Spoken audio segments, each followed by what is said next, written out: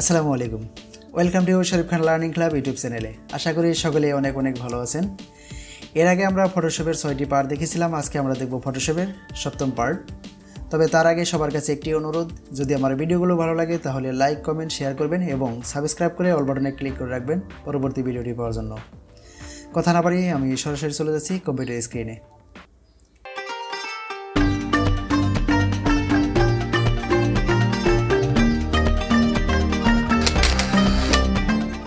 তো ফটোশপ সফটওয়্যারটি ওপেন অবস্থায় আছে।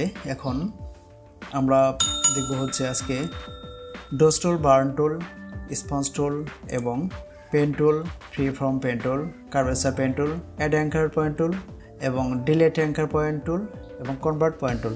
আমরা আজকে এই টুলসগুলোর কাজ দেখব। তো প্রথমেই আমরা দেখব হচ্ছে ডস টুলের কাজ। এই ডস টুলের কাজটি দেখার জন্য আমি একটি ছবি ওপেন করে নিয়েছি, যেমন ওই ছবিটা ওপেন করে নিই। দেখুন ডস টুল সিলেক্ট থাকা অবস্থায় এখানে মিড টোনস, এখানে টোনসগুলো চেঞ্জ করলে এক একটা এক এক রকম হবে। তবে জাস্ট বোঝানোর জন্য আজকে সংক্ষেপে বলতেছি।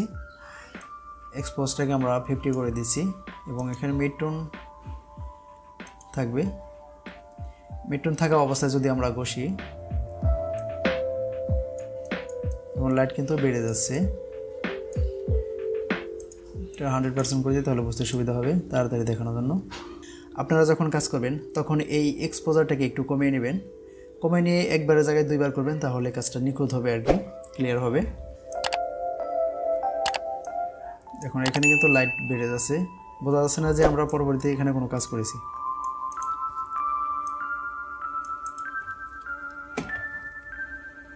এছাড়া আমরা যদি এখান থেকে শ্যাডো এটাকে সিলেক্ট করি, সেম জায়গাতে ঘষে দিলে পরে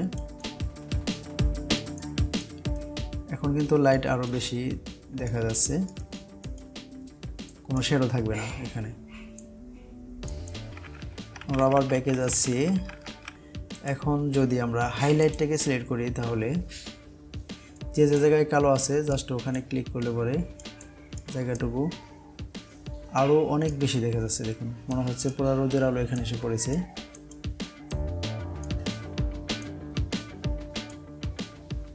এখন কি বোঝা যায় যে আসলে কাজ করেছি? বোঝা যায় না, কিন্তু মনে হয় যে না রোদের আলো পড়েছে। এরপরে আমরা দেখব হচ্ছে বার্ন টুল। বার্ন টুল দিয়ে আমরা যদি ঘষে দিই তাহলে উল্টাটা কাজ হবে।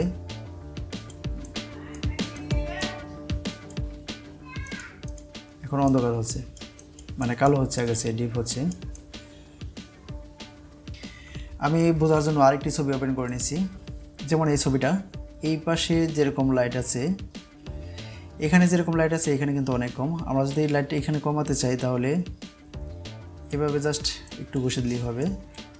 অপাসিটি অবশ্যই কমিয়ে নেবেন আরও যতটুকু প্রয়োজন মনে করেন।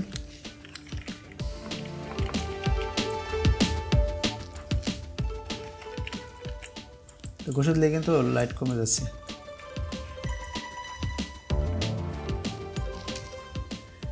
এখন কিন্তু আগেরটার মতো মিল নেই। তো এইভাবেই আমরা বার্ন টুল দিয়ে কাজ করতে পারি।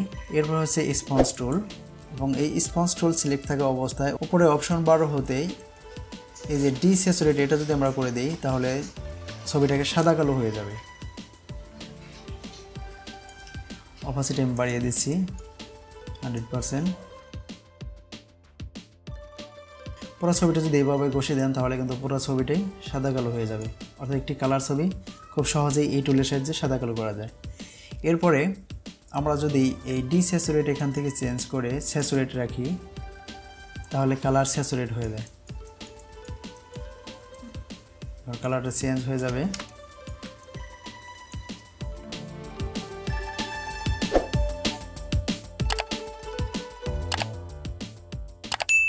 ছয়টি টুল আছে এখানে। তো প্রথমে আমরা দেখব পেন টুলের কাজ। পেন টুলের কাজ দেখার জন্য আমি আরেকটি ছবি ওপেন করে নিচ্ছি। এই ছবিটা ওপেন করে নিলাম।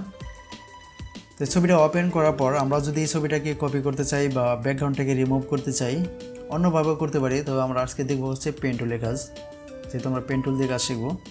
আপনারা যখন পেন টুল নিয়ে কাজ করবেন তখন ছবিটাকে চেষ্টা করবেন যতটুকু সম্ভব বড় করার জন্য। বড় করলে নিখুঁতভাবে কাটা হবে। দ্রুত দেখানোর জন্য আমি এটাকে বেশি বড় করলাম না, যেভাবে সেভাবেই থাকবে। তো আপনারা যেখান থেকে ইচ্ছা সেখান থেকে শুরু করতে পারবেন। কেউ এই দিক থেকে যায়, কেউ এই দিক থেকে যায়। আপনার যে দিক থেকে ভালো লাগে আপনি সেদিক থেকে যেতে পারবেন। তো আমি এই দিক থেকে যাচ্ছি, আমার কাছে এই দিক থেকে ভালো লাগে। তো আমি এখান থেকে শুরু করতেছি।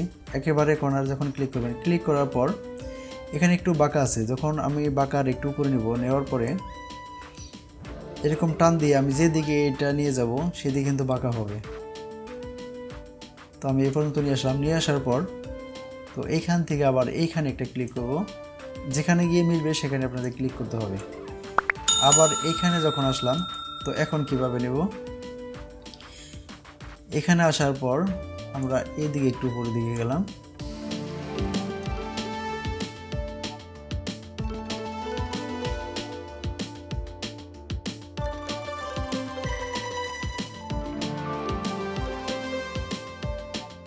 আমি একটু দ্রুত সিলেক্ট করে দেখাচ্ছি। এখন যদি আমরা এটাকে নিতে চাই, দেখুন এখানে এসে যখন এরকম হলো, এখন আমি এখানে যদি ক্লিক করি তা কিন্তু হচ্ছে না, মিলছে না। তাহলে সেটা কিভাবে করতে হবে, এখন এখানে যে পয়েন্টারটা আসছে এটাকে আমরা কেটে দেব। এই পাশেরটুকু কেটে দেওয়ার জন্য কিবোর্ড থেকে অল্টার বাটন চাপ দিয়ে ধরে আমরা এই যে এখানে ক্লিক করব। এই যে মাঝখানটায় কার্সর টানার সাথে সাথেই আমাদের চিহ্নটা কিন্তু চেঞ্জ হয়ে গেছে। তো এখানে ক্লিক করার পর এটা কেটে গেল। কেটে যাওয়ার পর এখন আমার ইচ্ছা মতো আমি আবার নিতে পারবো, ঠিক আছে। তো আমরা এখানে ক্লিক করব, আবার সেম আগের মতো কেটে দেব। এখানে এসেও আগের মতো কেটে দেব।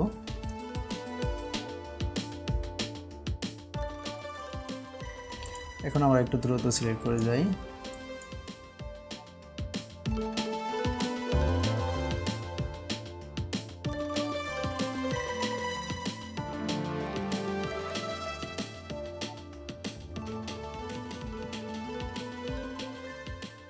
আমরা সিলেক্ট করে যাচ্ছি। এখন এটাকে শেষ দিতে হবে, এই যেখান থেকে আমি শুরু করছিলাম স্টার্টিং যে পয়েন্ট আছে এখান থেকে শেষ করতে হবে। আমরা অন্যদিকে সারা দিন যদি এরকম সিলেক্ট করতে থাকি বা ক্লিক করতে থাকি সেটা কিন্তু হবে না। তো এখানে আমি ক্লিক করলাম, ক্লিক করার পর এটা কিন্তু সিলেক্ট হয়ে গেছে। তো আরেকটি কাজ আছে যেটা শুরুতে বলা উচিত ছিল, তো আমি বলিনি, আমার এখানে আগে সিলেক্ট করা ছিল। এই যে উপরের যে অপশন বার দেখতে পাচ্ছেন, এখান থেকে যখন কোনো ছবিকে সিলেক্ট করবেন কপি করার জন্য বা ব্যাকগ্রাউন্ড রিমুভ করার জন্য, অবশ্যই এখান থেকে পাথ যে অপশনটা এটা সিলেক্ট করে নেবেন। এখানে যদি শেপ সিলেক্ট করে রাখেন তাহলে কিন্তু হবে না, অবশ্যই পাথ সিলেক্ট করা থাকতে হবে এবং এখানে সিলেকশন থাকবে। তো আমি এটা সিলেক্ট করলাম, মাউস থেকে রাইট বাটন ক্লিক করব। ক্লিক করার পরে এখানে একটা অপশন আছে মেক সিলেকশন, আমরা এই মেক সিলেকশন এটার উপরে ক্লিক করব। ক্লিক করার পর দেখুন এখানে নতুন একটি উইন্ডোজ আসলো। এখানে আছে ফেদার রেডিয়াস, এক একটা ছবির ক্ষেত্রে এই ফেদারটা এক এক রকম দিতে হয়। তো এটার জন্য আমরা কমপক্ষে 2 বা 3 দেব। এই ছবিটার ক্ষেত্রে আমরা 2 দিয়েছি, 2 দেওয়ার পর ওকে করছি। তো ওকে করার পর আমরা শুধু এই ছবিটাকে কপি করতে পারি অথবা শুধুমাত্র ব্যাকগ্রাউন্ডটাকে রিমুভ করতে পারি। শুধু ব্যাকগ্রাউন্ডটাকে রিমুভ করার জন্য কিবোর্ড থেকে কন্ট্রোল শিফট এবং আই চাপ দিতে হবে। আই চাপার পর এখন কিন্তু আর ছবিটা সিলেক্ট নেই, এখন সিলেক্ট হয়েছে ব্যাকগ্রাউন্ডটা।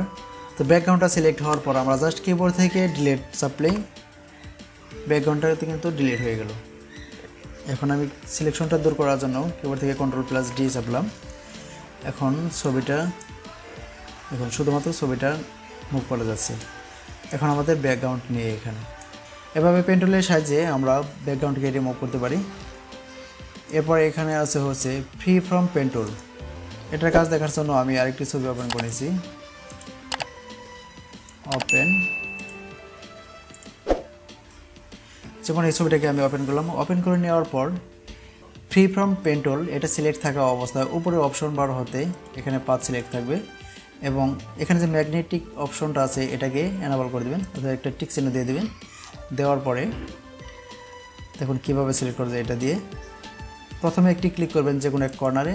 ক্লিক করার পর এখন আর ক্লিক করতে হবে না, ঘেঁষে এভাবে নিয়ে গেলেই হবে।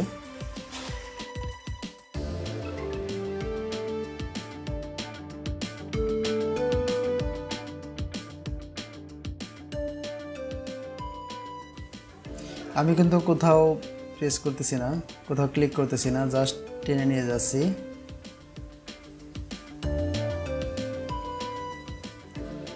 যদি আপনারা এই কোণাকে একেবারে নিখুঁতভাবে সিলেক্ট করতে চান তাহলে এই কোণা গিয়ে একটি ক্লিক করবেন। এখন দেখুন সেই স্টার্টিং পয়েন্টে আসার পরে একটা গোল চিহ্ন আসছে, এখানে আসার পর একটা ক্লিক করলেই হবে। এখন কিন্তু এটা সিলেক্ট হলো সেম আগের মতোই পেন টুলের মতো। এখন আমরা মেক সিলেকশনে এখানে যাব। এখানে যাওয়ার পরে এই বক্সের ক্ষেত্রে 2 না দিয়ে এখানে 1 দিলে ভালো হবে। ওকে করলাম। সেম আগের মতো এখন আমরা কন্ট্রোল জে দিয়ে কপি করব। এখন এটা কপি হয়ে গেছে, শুধু বক্সটা কিন্তু কপি হয়ে গেছে। খুব সহজে ব্যাকগ্রাউন্ডটা রিমুভ হয়ে গেল। তো এইভাবে আমরা এই টুলের সাহায্যে ব্যাকগ্রাউন্ডকে রিমুভ করতে পারি। এরপর আমরা দেখব হচ্ছে কার্ভেচার পেন টুল। কার্ভেচার টুল দিয়ে যখন কোনো রাউন্ড করবেন, যখন আমরা পেন টুল দিয়ে করেছিলাম তখন কিন্তু মাউসের লেফট বাটন চাপ দিয়ে ধরে আমরা রাউন্ড করেছিলাম। কার্ভেচার টুল দিয়ে যখন আমরা কোনো রাউন্ড করব, প্রথমে জাস্ট আমি একটা ক্লিক করছি। ক্লিক করার পর আমি এখানে আরেকটা ক্লিক করছি। এখন আমি যেদিকে নিয়ে যাব ওই দিকেই রাউন্ড হবে। এখন কিন্তু কোথাও চাপ দিয়ে ধরতে হচ্ছে না আমাকে। এখানে আরেকটা ক্লিক করলাম, এখানে আরেকটা ক্লিক করব, এখানে আরেকটা ক্লিক করতেছি। এটা কিন্তু অটোমেটিক রাউন্ড হয়ে গেল। এরপর আমরা দেখব অ্যাড অ্যাঙ্কার পয়েন্ট টুল। যেমন এখানে আমরা একটি পাথ তৈরি করেছি। এই পাথের উপরে যদি আমাদের মনে হয় যে আমরা এখানে আরও কিছু এই পয়েন্ট আমরা অ্যাড করব, তাহলে এই টুলের সাহায্যে আমরা সেটা করতে পারি। সেটা করার জন্য জাস্ট এটার উপরে গিয়ে এই যেমন প্লাস চিহ্ন আসছে, আমি যখন এটার উপর নিয়ে যাচ্ছি তখন কিন্তু প্লাস চিহ্ন আসতেছে। আসার পরে এখানে একটা ক্লিক করব। এখানে আরেকটা অ্যাঙ্কার পয়েন্ট অ্যাড হয়ে গেল। এখানে আরেকটা ক্লিক করলে এখানে আরেকটা অ্যাড হয়ে গেল। এভাবে আমরা যতগুলো ক্লিক করব ততগুলোই অ্যাড হয়ে যাবে। যখন কোনো শেপ তৈরি করা হয়, যদি সেটা অ্যাকুরেটলি না হয় বা অ্যাড করার প্রয়োজন হয়, তখন এই টুল দিয়ে অ্যাড করে সেটাকে অ্যাকুরেট করা হয়। যেমন এখানে যদি আমরা একটু সরিয়ে দিতে পারি,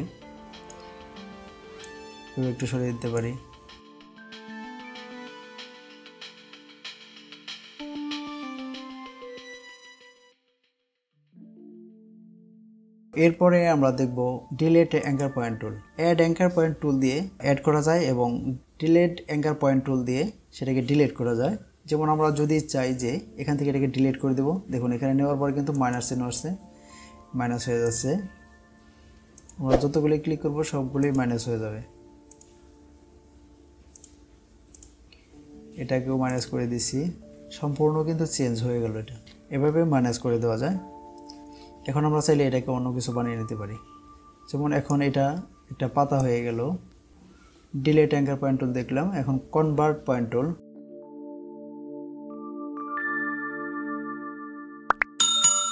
পেন টুল দিয়ে একটা শেপ তৈরি করে নিলাম। শেপ তৈরি করার পরে আমরা যদি এই পয়েন্টগুলোকে কনভার্ট করতে চাই, তাহলে এই কনভার্ট টুলের সাহায্যে করতে হবে। দেখুন এটা যখন আমি এইটা পয়েন্টের উপরে নিয়ে যাচ্ছি তখন এটা চেঞ্জ হয়ে যাচ্ছে। এটার উপরে ক্লিক করলাম। ক্লিক করার পর দুই দিক থেকে দুটো লাঠি বের হয়েছে। পুরো শেপটাকে আমরা চেঞ্জ করে দিতে পারি। এখন ইচ্ছা করলে শুধু একটি মাথাও চেঞ্জ করা যায়। এখন আমরা এটাকে এডিট করতে পারবো। এখন এইটার উপরেও যদি আমরা করি, তাহলে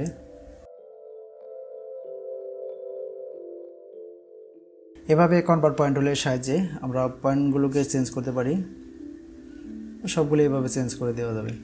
আশা করছি ভিডিওটি ভালো লেগেছে। যদি ভালো লাগে তাহলে লাইক, কমেন্ট এবং শেয়ার করবেন এবং পরবর্তী ভিডিওটি পাওয়ার জন্য সাবস্ক্রাইব করে অল বাটনে ক্লিক করে রাখবেন। আজকে এই পর্যন্তই। ধন্যবাদ সবাইকে। আসসালামু আলাইকুম।